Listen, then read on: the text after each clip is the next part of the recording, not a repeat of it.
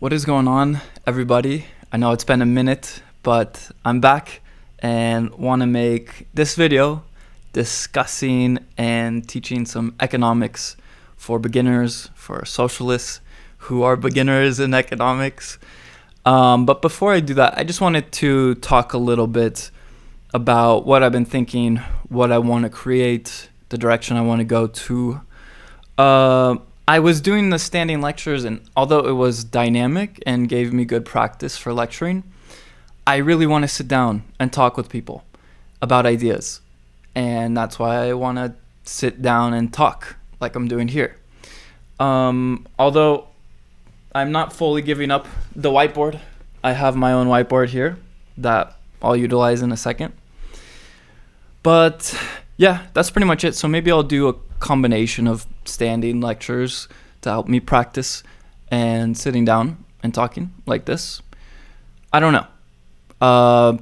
Some of my podcast heroes, if you will, like Dave Smith, Anna Kachian, they sit down, they talk in front of a camera, more or less.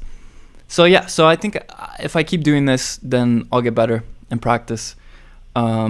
I also have an idea that's either going to go really well or horribly wrong, but we'll see how that goes.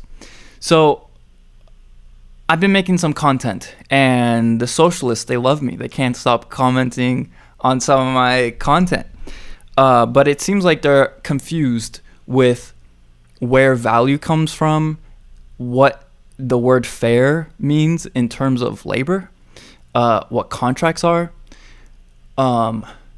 Yeah, so these are kind of the main issues that I want to help these socialists and beginners understand regarding economics. I guess let's jump in with this idea of what is value. Value is subjective, okay? But let's not get too philosophical. We're talking about labor. So let's say we have a factory, right? Boom. This is your factory, the door, the window, 2 windows, boom. Complete sweatshop of a factory, right? So workers go into the factory and then they build something, X, and X goes to consumers. I don't know if you can see labor, right?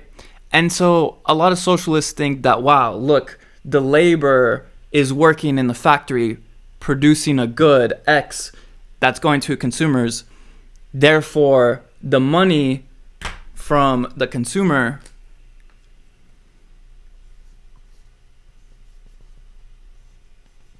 instead of going to the capitalist, the greedy capitalist, who did nothing, he did not raise his arm, instead of it going to the capitalist, who's, I guess, also a C, but this is consumer, so we'll say cap. So let's say A for capitalist. Okay, instead of the money going to the capitalist, it should go to the laborer. But this is where it gets interesting, because labor is not the only source of value. Actually, the value originates, we'll use blue for value,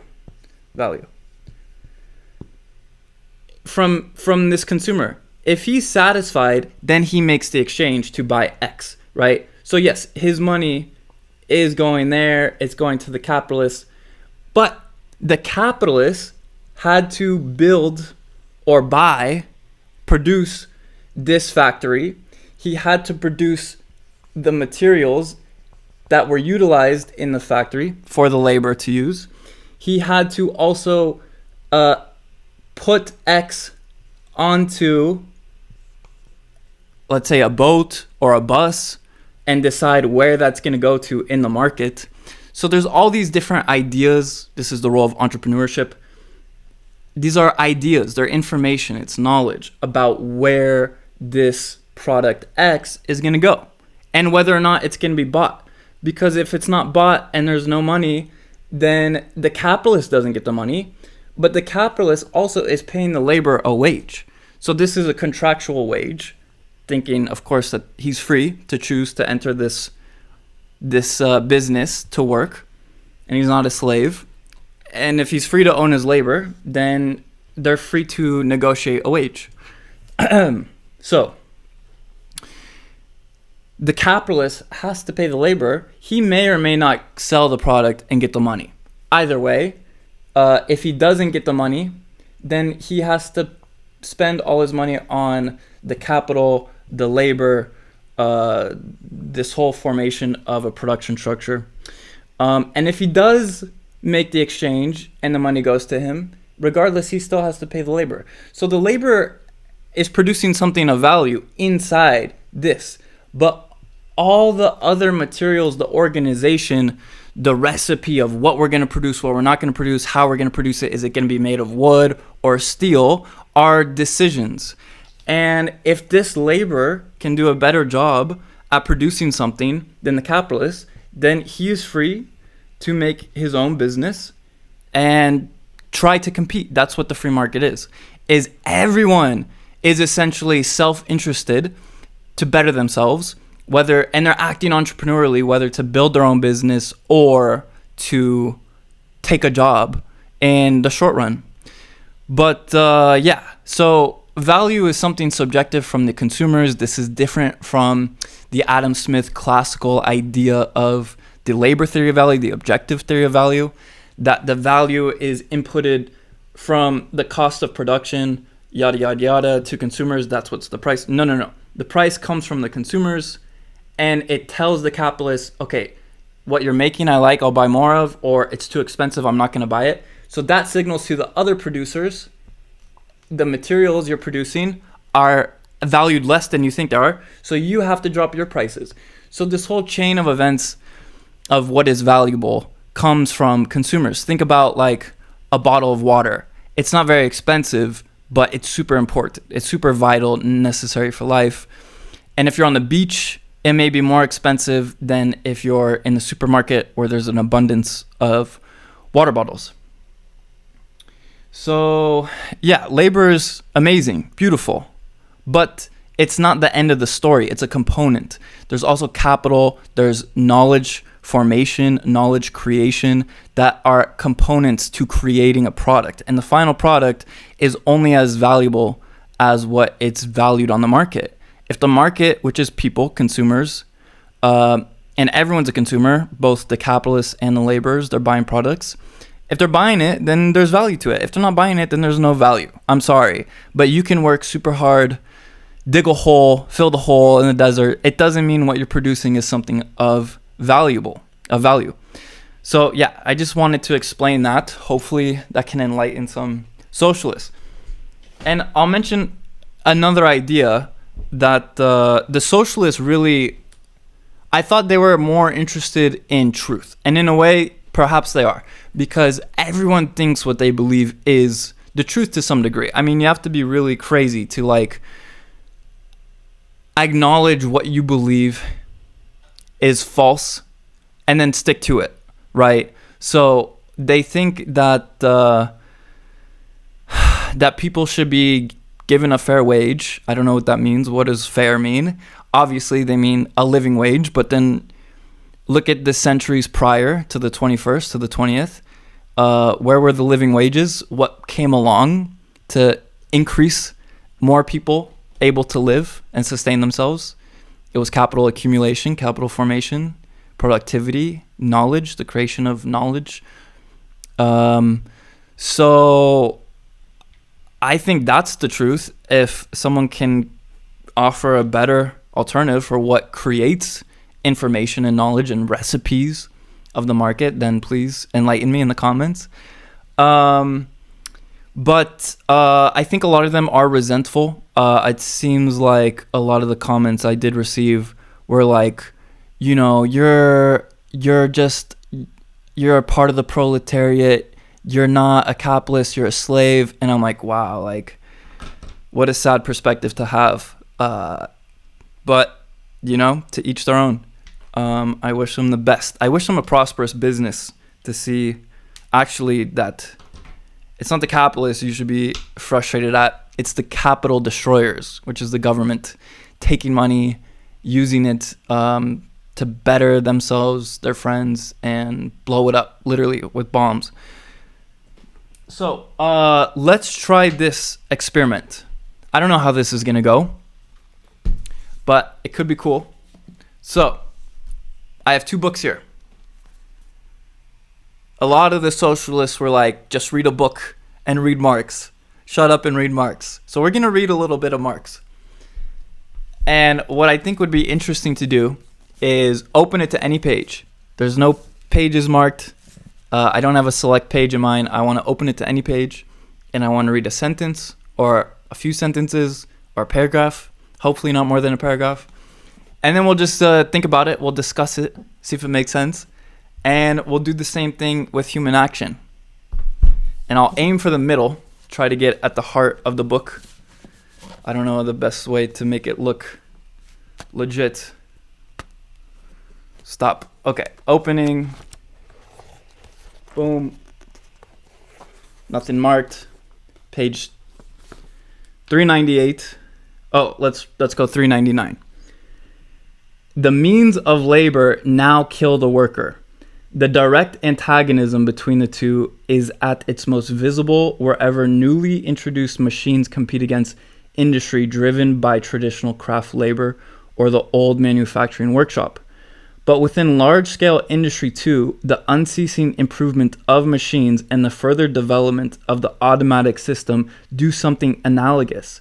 The object of improved machinery is to diminish manual labor, to provide for the completion of a link in a manufacture by the aid of an iron instead of the human apparatus. The adaptation of power to machinery heretofore moved by hand is almost of daily occurrence. The minor improvements in machinery having for their object the economy of power, the production of better works, the turning off more work in the same time, or in supplying the place of a child, a female, or a man, are constant, and though sometimes apparently of no great moment, have somewhat important results. It's all quotes, so I don't know exactly where he's quoting from. But I do like what he said. The means of labor now kill the worker. That first sentence. And then newly introduced machines compete against industry driven by traditional craft labor. Okay, so what does he mean by kill?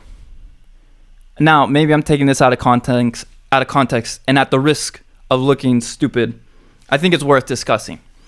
Obviously, he doesn't, maybe he means literally like, well, the machine itself isn't cause and effect killing the worker, but indirectly it's taking his job. And now that worker is forced to lose his job and starve. And he's gone out of work. But at the same time, someone built this new machine. Someone has to operate the machine. Someone has to maintain the machine. So you have a different production structure where actually someone else has a job in one of those 3 positions: maintaining, operating, or manufacturing. So now you actually can create more jobs.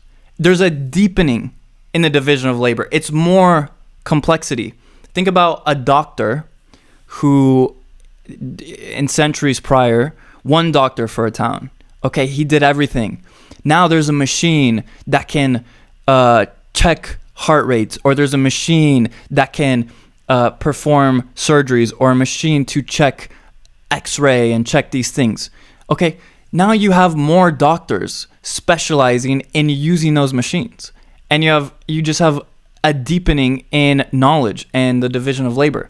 It's like, yeah, the car put out the manufacturers of the horse and buggy, but look how many people have jobs in the auto manufacturing industry. So, yeah, I'm not impressed, but I read some Marx for you socialists. And just for the fun of it, let's continue let's try a different chapter. Boom. The genesis of industrial capitalists. The industrial capitalist was formed less gradually than the capitalist farmer. No doubt some small guild masters and some and still more small independent artisans and even wage laborers metamorphosed into small capitalists. Then, by progressively increasing their exploitation of wage labor and, in turn, their accumulation of capital, they became capitalists sans phrase. When capitalist production was in its infancy, things were often done as they had been done during the infancy of the medieval town, where the question of whether an escaped serf should be a master or a servant was frequently settled by asking, did he flee before or after another escaped serf whose fate was also hanging in the balance? Okay, well, I don't want to read this, but I'll make a conclusion about where I think he's going. That essentially, yeah, the jobs, I don't even know, honestly. I locked out. Let's open Mises. I don't give a shit about Marx. He's wrong anyways. Let's open a random page of Mises, because it's important to read more Mises than Marx if you want some knowledge and some truth. Boom. I have this paragraph underlined. Should we read it? Looks long. Why not? Okay, why not this little couple lines here, the page before. It is necessary to realize that all economic categories are related to human action and have nothing at all to do directly with the physical properties of things. Economics is not about goods and services, it is about human choice and action. The praxeological concept of time is not the concept of physics or biology. It refers to the sooner or the later as operative in the actor's judgments of value. Beautiful, well written. Economics is about human action. Okay, when I read out loud, I don't even know what I'm reading exactly. So I think this was a failed experiment. But I don't know. I thought that genuine conversation would convince some socialists, and I'm really been rethinking that idea. I think it's just better to be convicted by your own reasons and your own truths, and if you really care about science and knowledge, then put your ideas forth and fight for them in an intellectual sense. But if people are going to be bad actors and just use ad hominem attacks on you or your character, then I don't think they're worth your time. So in the meantime, I'll keep making some content and bringing forth some ideas. I think one of the biggest ideas worth kind of going off from the earlier whiteboard example of value is that unfortunately the world isn't always going to value what is superior. Capitalism is mass production for the masses. And what gets mass produced, like McDonald's, isn't always what's superior to like a Michelin star restaurant and hamburgers. I think that's a great example. But I think it also represents that like just because you have the masses or people or society advocating for certain ideas doesn't mean that they're better ideas. It doesn't mean they're superior ideas. A lot of the times I think a lesson I'm learning even with this whole circumstance is that people want to feel part of the crowd. That's part of like the herd mentality, that it's safe to be in the group, in the collective, and maybe you have to signal that virtuously by saying some stuff and commenting some stuff. It's hard to stand against and outside the crowd and speaking ideas that aren't for popular approval, let alone popular consumability. So yeah, I just want to keep making videos and they'll get better, and maybe I'll dive deeper into some Marx. I know Mises said Marx is great for insomnia, so if anyone's struggling with insomnia, maybe get yourself a copy of Marx. And yeah, I'll see you in the next video. Peace.